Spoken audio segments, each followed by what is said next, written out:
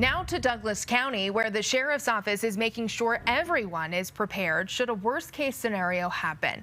Your community reporter Olivia Young attended an active shooter training and shares what you need to know to be safe.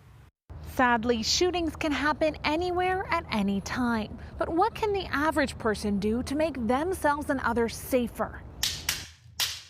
The gunshots aren't real, but the people gathered in this sanctuary know one day they might be. Whether they're in a grocery store, they're in a church, they're in their school, wherever it may be, they have to have some type of plan in place. That's why they're attending an active shooter training put on by Douglas County Sheriff's Office and Able Shepherd, an emergency readiness company founded by Castle Rock father and former Navy SEAL Jimmy Graham. The training prepares civilians to deal with an active shooting using a model called Defense.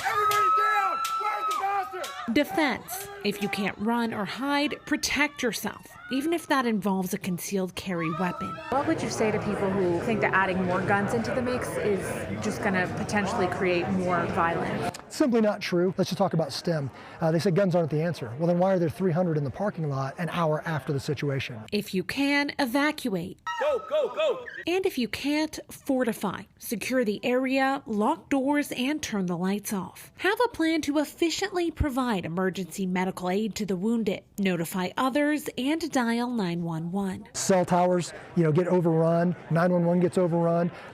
Parents come to the school, clog all the arteries so now vehicles can't get in, right? So we don't think about that stuff. So now there are systems and there are people in charge of that. The training also focuses on how to safely engage with law enforcement when they arrive. Everybody down. Good, on the ground, on the ground. And if guns are involved, we don't know who the bad person is. And so by them putting their guns down, that makes everything safe so that we can figure out what it is that's going on without anybody else getting hurt. Teaching communities and families to be ready for their worst nightmare.